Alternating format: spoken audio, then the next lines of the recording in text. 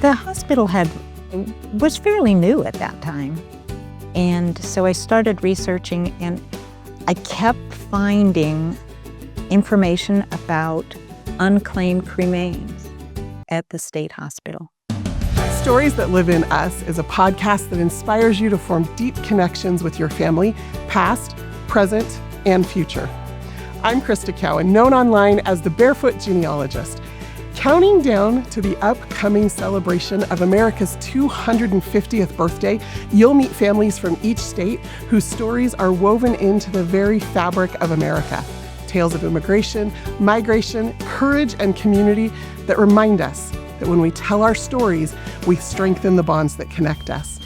So join me for season 2 as we discover From Sea to Shining Sea, the stories that live in us. We have steadily been making our way from the west to the east as we do this America 250 celebration state by state. You may have noticed, or not, that we are visiting the states in the order in which they became states. And so it might feel a little weird today that we're jumping back to the West Coast to visit the state of Oregon. Oregon didn't become a state until after Nevada and Idaho and Utah. And so here we are in the state of Oregon, and my guest today is Phyllis Zegers. Now, Phyllis has such an amazing story, and I'm so excited for you to hear it. But before you do, I don't know if you're a genealogist or if you just enjoy the stories that we share here every week. But as a genealogist, there's this thing that starts to happen. As you're researching your family, you're looking through census records and passenger lists and cemeteries, and you start to notice the names of the other people, the neighbors on the same census page, the people from the same village that immigrated together, the people who are buried next to one another. And there's always questions. It feels a little bit like you're just leaving that name behind when you move on with your own family history research. Well, Phyllis is one of those rare people who has provided such an incredible service to the family history community and just to families in general, because she hasn't left any names on the page. She actively is working to make sure that everybody's story is told. There's this saying that history tells the story of the heroes, but family history tells the story of everyone. And Phyllis does that beautifully. And her work is rooted in Oregon. And it's such an incredible story, in fact, that Ancestry has created an entire podcast about some of the stories that Phyllis has uncovered. The podcast is entitled Unclaimed. Be sure to watch Ancestry channels wherever you're listening to this podcast so that you can follow along with that story. But today, you're going to get a little sneak peek of the work that Phyllis has been doing on this story of Unclaimed. Enjoy my conversation with Phyllis Zegers. Phyllis, thank you so much for being here and having this conversation. I'm so excited to learn more about you and your family history. But before we dive into the family stories, I would love to hear a little bit about how you got interested in family history to begin with. Well, I had been working for 35 years as a special ed teacher, and I started looking at retirement and started thinking, what am I going to do? How am I going to entertain myself? And a friend said, you should really look into genealogy. Okay. And she had said she'd had a great time with it. And I thought, well, I trust her. Let me look into it. Okay. And I had no idea whether there was good stuff out there to be found or not. But my brother-in-law had done a family tree as a wall hanging for my parents. So I had a place to start. And so I started there, and I've been doing it ever since. And how long is that? 20 years. Okay. Yeah. So it's been a minute. Yeah. So before you got involved in family history kind of formally, were you raised in a family with family stories or that talked about people from the past, or was this all new information you were discovering? Well, Yes, family stories had been told, names had been bantered around, and I ignored them. And, I think everybody I talk to about doing their family tree, doing their family history, they all say, "I wish I had asked the questions when the people were around who knew the answers." And, I'm in the same boat, So, yeah, there were histories, and I would hear names, Lewis and Starnes and Van Patten, but it really didn't mean anything, but, I knew there were stories out there, and some of the stories I would roll my eyes and think, "Is that really true?" You know? Um, they were. Oh, well, I'm excited to delve into that. So, you were raised in Oregon? I was born in Oregon. Okay. I was born in Pendleton, Oregon, in northeastern Oregon, and, when I was 5, my family moved to France, and we were there until I was 16. Oh, goodness. Yeah. And then my father, who was a civilian who worked with the military, he was stationed then in Illinois. And so there I finished high school. I completed college. I started my career. I got married. And very salmon-like came back to Oregon. You know, I think when kids are in the military, um, they identify with where they're from because everybody is from somewhere else. Yeah. I'm from California. I'm from Colorado. And me, I'm Phyllis, and I'm from Oregon. And I always saw myself as an Oregonian, even though really, You haven't lived there. Yeah. really, just basically for 5 years. Wow. So did you raise your children there, or did you go back after they were grown? Moved back to Oregon in 1975 with my husband. He totally trusted that Oregon was a lovely place, and had 2 children and raised them in Oregon. So they are Oregonians as well. They are. And did you still have family in Oregon at the time? Yes, my parents came out here. My brother, sister came out here for a while, and since then, most of them moved all over the world. But, yeah. But it was a home base. Yeah, it I love was. that. Yeah. That's lovely. So as you started into your family history journey with these echoes of memories of stories in your brain, was there like a first discovery that hooked you? Finding out how many generations had actually been here. I knew about, or I had been told about my great-grandmother having, walked most of the way on the Oregon Trail, and, um, and that impressed me, but then to find out, well, when she got here, she was already 3rd generation Oregonian. Well, Her grandfather came out here in, um, came out to Oregon in 1851. okay. He had one of his daughters who came out even before him with her family. And then my 2 times great-grandmother, his daughter, another daughter, came out 20 years later. Oh, wow. So that same family converged on Oregon at different times. And where were they coming from?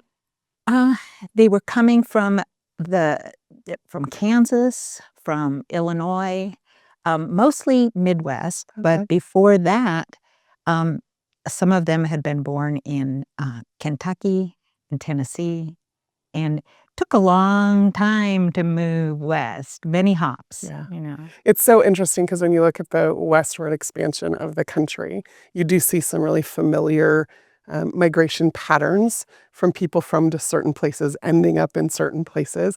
But it's always so fascinating to me that for all the people that came west, they still called it the Oregon Trail, whether they were going to Oregon or not, Right. Yeah. because Oregon held such an allure for people.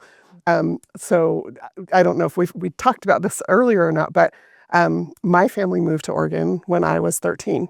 Okay. And I went to a half a year of junior high there and 2.5 years of high school there before my parents moved on.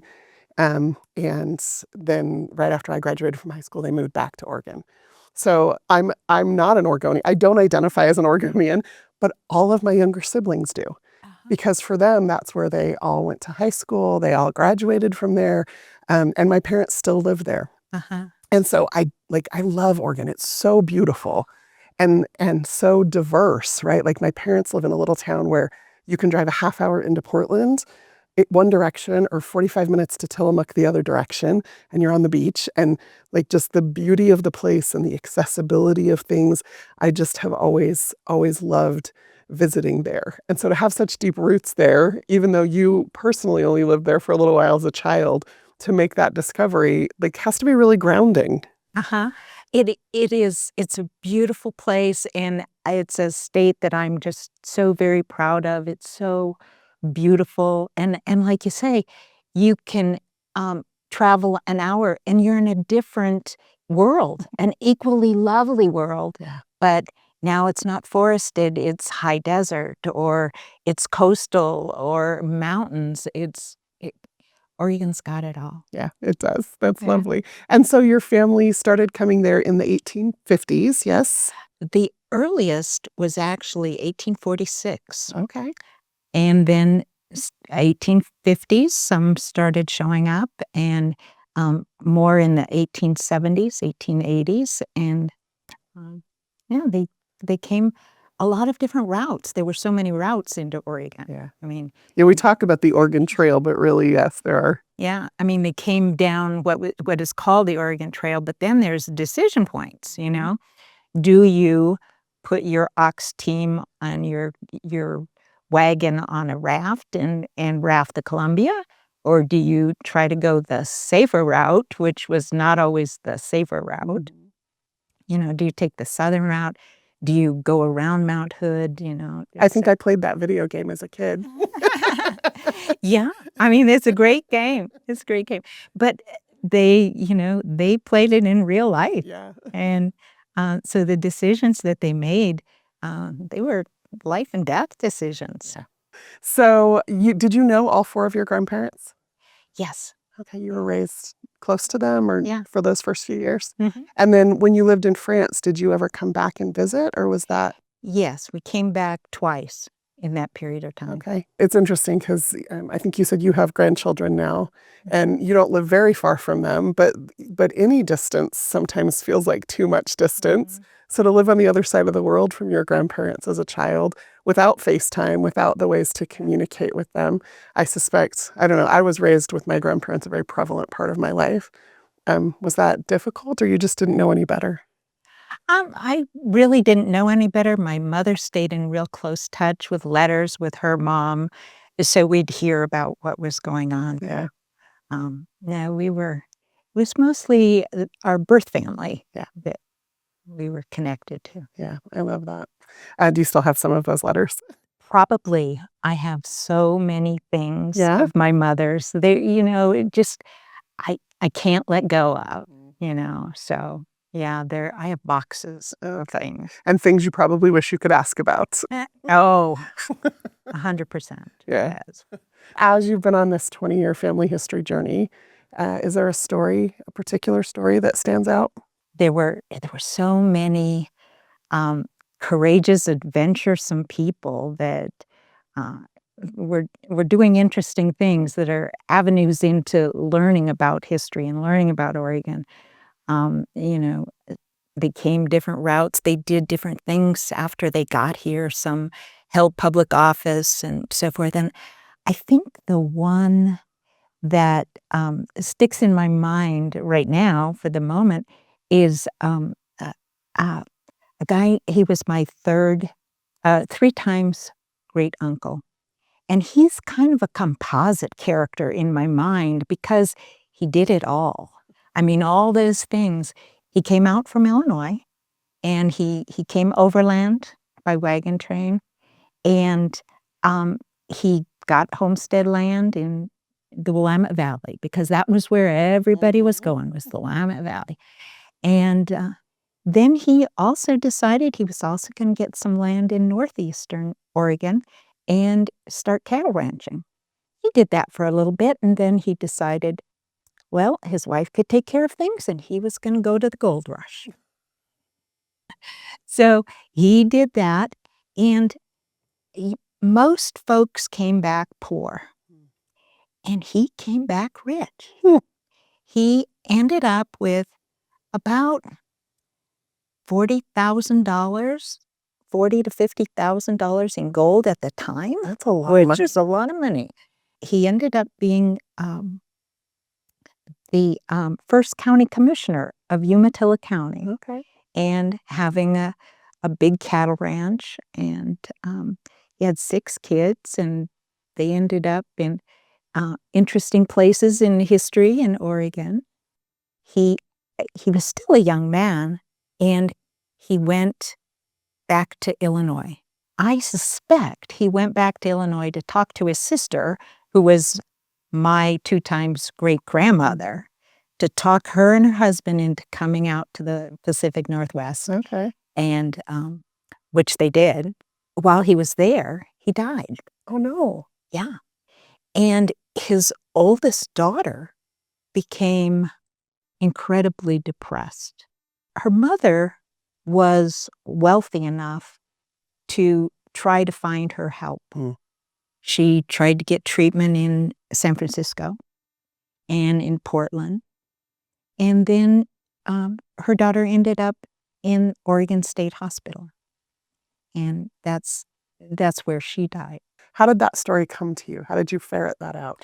Well, I found I wouldn't have known of her except that her brother was a state legislator at the time. At the time that she was in the hospital? At the time she went into the hospital. Okay. And newspapers reported on her going into the hospital, probably because he was a state legislator, and might have just ignored the fact that she went into the hospital, but because of his position, they thought that was newsworthy. Yeah. And Old newspapers, man, they told everything. yes, they did. They didn't mind being the center of gossip. Nope, not at all. But what a boon to us as genealogists to find sometimes even just 1 or 2 little lines of text that can crack open a whole story. And in this case, connect you to this cousin, right? I love that. So in the process, you've also gotten involved with Find a Grave. What was it about Find a Grave that got you interested there? Well, I love Find a Grave because you can post pictures, you can do biographies, and you can link them with their parents. You can link them with their siblings, with their children, with spouses. And it kind of forms a little bit of a family tree digitally, and you can kind of click your way through. And I like to use that to document. And so you have been a contributor to Find a Grave for a while, but you decided to take on kind of a unique project connected to the Oregon State Hospital, yes? Yes, yes. Tell us about that. Well, once I found this first cousin 3 times removed, that she had been institutionalized, I wanted to find out what her experience was like. What was going on with state institutions at that time. And And what year was this? this is in 1890s. Okay. The hospital was fairly new at that time. And so I started researching, and I kept finding information about unclaimed cremains at the state hospital. And so I started looking into it and found that there were 3,500 people who had died either at the state hospital or at the penitentiary or at what was later called Fairview or the TB hospital, whose, if their bodies weren't claimed, they would be cremated at the state hospital, and then these cans of ashes would just be stored there.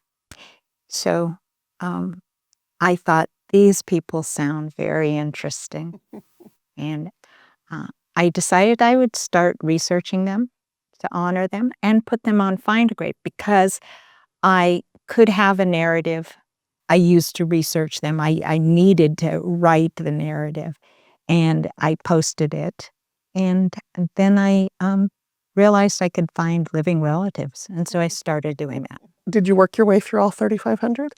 I have worked my way through 3,500 twice. Wow. I did the first batch, and then those that weren't claimed, I did them a second time, and now I've started a third round.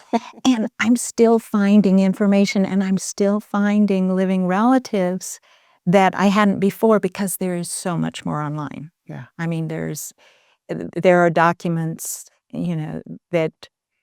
that are there today that weren't there literally yesterday. Yeah. Yeah, I often tell people when I go out and teach about Ancestry that we're adding an average of about 5 million new records a day to the site. And that blows people's minds. Uh-huh. It blows my mind, and I've worked here for 20 years, but that's because 20 years ago when I started work here, we were lucky if we got 3 million records a month online. But the processes and the technology have advanced so much, and people understand the value of having those historic records digitized. So now, like, it's a faucet that just keeps running. Oh, yes. I mean, I just keep getting information, things that I would have thought was a cold case for me. Now I open it up, it's just brand new. Yeah. I mean, so much to go on. You've done all this work with the Oregon State Hospital. You're on your third round through it. Do you see an ending point to that project? I don't know. I thought that I would just do it one time. Yeah. And yet there's so much more out there that keeps me going. I think I probably identified living relatives as many at the second round. Okay. So going into the third round was easy. And now I do wonder, Yeah. when is this going to stop? I have thought, every institution has this situation. And every funeral home has the same situation, that they have unclaimed cremains, and probably every coroner's office. Yeah. And so I think there are other places to go with this skill set. Yeah. I might do that. Yeah. But I haven't squeezed all the juice out of the Oregon State Hospital orange yet. Yeah, but you have set such a good example, and maybe, with your background as a teacher, there could be some opportunity for you to help other people who want to volunteer, who want to contribute, to see ways to do that. And even if just telling your story inspires them to do that, I'm so grateful you shared that. Yeah. It's interesting, though, as you think about these unclaimed remains at that hospital, they weren't claimed in life. What was it that made you think you might have success having them claimed so many years later? I didn't think about it. I was kind of naive, and I realized that I could find a living relative, and I said, I wonder if they know. Could they possibly know? Maybe they don't, and maybe I'll just write them a letter. Yeah. And so I did, and I was really surprised how important it was to them and how quickly they would write back. And they would say, I got your surprising letter, and thank you. And it was so reinforcing Yeah. that it was just, I kept it up. I love that. And it's interesting because you have this personal connection to that, right? Through this cousin and her experience and your curiosity about that. But I think one of the things that we all learn as we get into family history, I think a lot of us kind of start naively thinking, oh, we're going to climb the family tree, we're going to make these discoveries. But sometimes when we go a little bit further afield to the aunts and uncles and the cousins, we gain this more complete picture of our family story. And she is as much a part of the family story as her dad, who went back to Illinois and died there, and how your family finally made it to Oregon. Like that's the whole story. Mm-hmm. Yeah. Mm-hmm.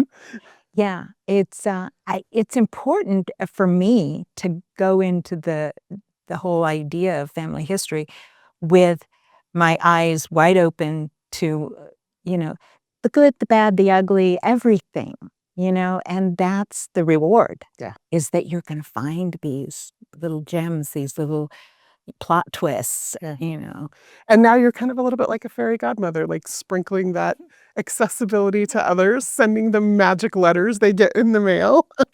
Well, that's interesting you should say that, because a lot of times people say, "You've inspired me to look into my family history." Yeah.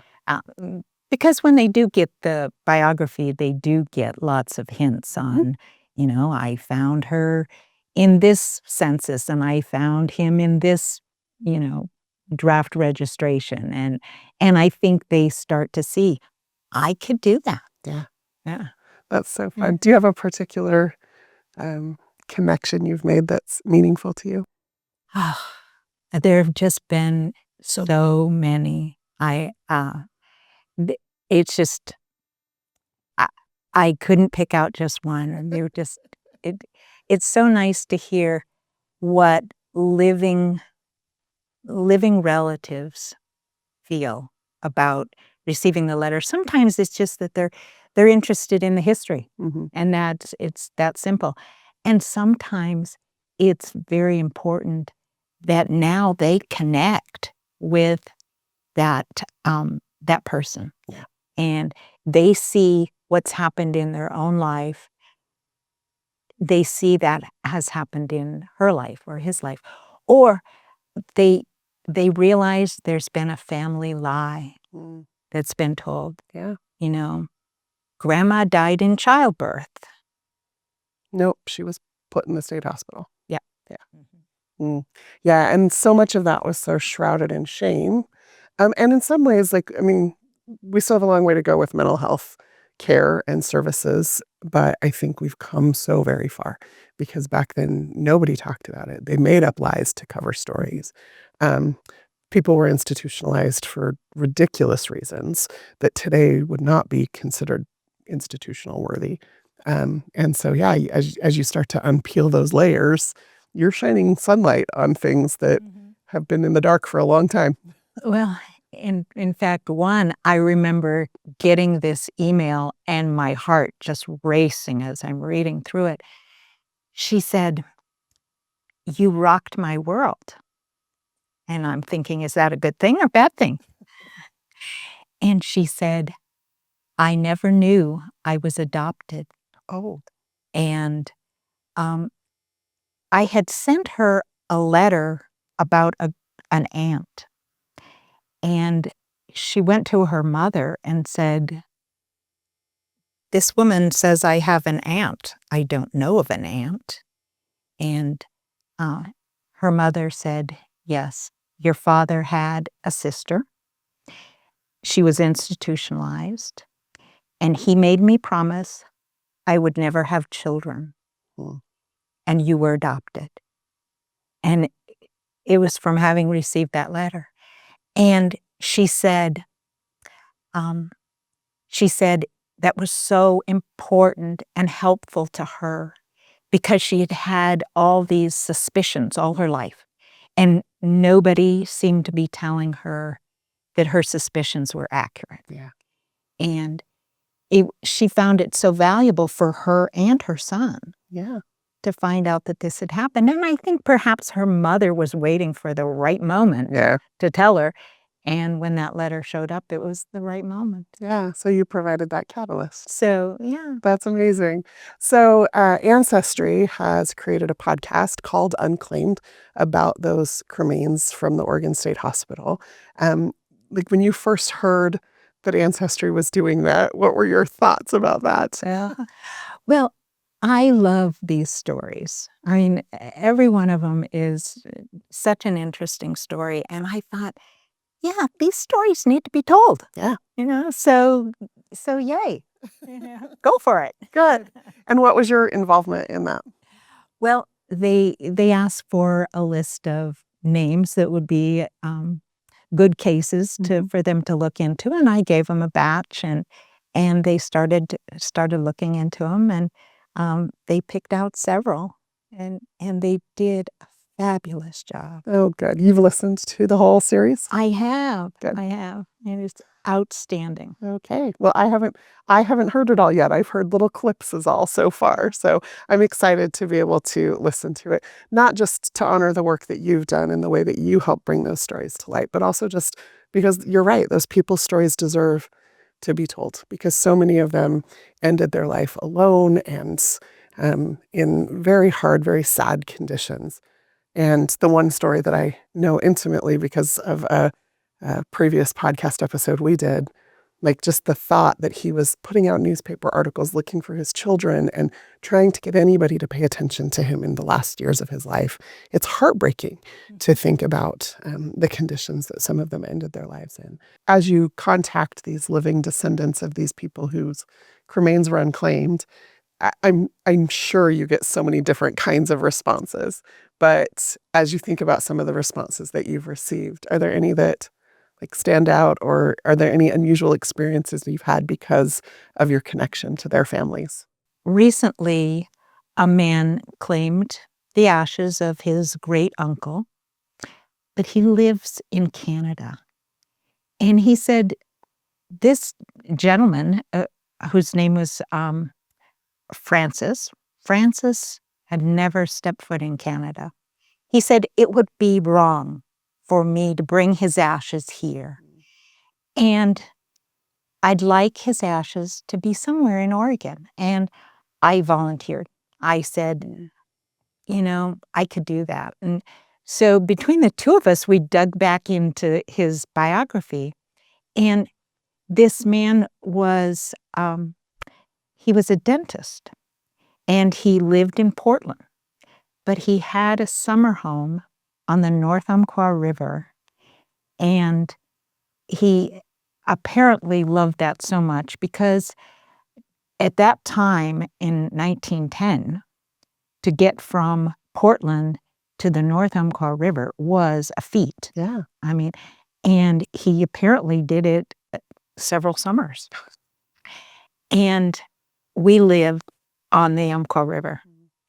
And I said, that's got to be it. I mean, we will take him to his fishing hole because it had been described where he had his cabin on the North Umpqua. And my husband and I sprinkled Francis's ashes in the North Umpqua. And the gentleman who claimed the ashes is a wildlife artist, and he does mainly watercolor. And at the time that we did the sprinkling, there were mallards that were swimming around, and it was just perfect. It tied the two of them together. Yeah. And I felt that Francis was back home. He was in the place he wanted to be most. That's so lovely. You're doing amazing work. Thank you. So you're continuing on going through the 3,500 again for the third pass. As you've become so enmeshed in this work, though, has your own family history taken a back seat, or do you still time? It has taken such a far back seat. Yes. Isn't that so crazy? Yeah. That it's that whole, saying about the cobbler's children have no shoes, right? When we get involved in family history at a professional level or a professional volunteer level, then sometimes our own family history does suffer. If you could magically wave a wand and have more hours in the day to spend a few hours on your own family history, is there something you would pursue? I think the Oregon family would be one because it's closer in time. And the closer in time, the more I trust the data that I'm getting. So, and that's accuracy is real important to me. So I want to trust what I'm getting. So yeah, I would pursue more about the Oregon family. And I have this mantra that when I feel whiny and for whatever whiny reason, my phone battery is low or whatever, I will say, I am from sturdy stock. Yeah. And I can quit whining. And so. This problem is nothing compared to the Oregon Trail. Yes, I didn't have to decide whether or not my oxen wanted to get on the Columbia River or not, But also, I I also realize I am from very lucky stock because, realistically, those folks were probably not showing real good judgment. Yeah. I mean, they were doing scary taking risks. I mean, they were huge risks. And so, yeah, I'm a sturdy stock and I am incredibly lucky. Yeah. Well, as you think about your great-great-grandmother, her brother came back to Illinois, presumably to get her. He dies there. Why do you think she chose to come on anyway? Um, by then, that was 1880, Okay. and she and her family got on a train. A little easier. Yeah. So as you think about this, what was it? Is it 6 generations in Oregon? Am I counting that right? Yeah. Uh, Like those are deep roots. Mhm. Like, what is that? Like, you obviously chose to go back there and raise your family there, but you have stayed there. Like, what does it mean to you to be an Oregonian? I'm very proud of the state itself. Just how lovely it is and how spunky the people are to have made it, Yeah. and to be there. And it's just a really great place to raise kids, and um, I'm glad we did. And I guess I was uh, when I lived in Illinois, it was just assumed that, of course, I was going to be coming back to Oregon, and so kind of salmon-like, I moved back to Oregon. The analogy apparently is deep in your soul. As a very Oregon reference, It but is, absolutely. Well, Phyllis, thank you so much. Thank you for the work you do for Find a Grave. Thank you for the work you've done on this Oregon hospital. I'm sure there are literally hundreds, maybe thousands of lives that have been or will be affected by the work you've done. And that's very admirable to be willing to give so much time to a cause like that. Thank you. Studio sponsored by Ancestry.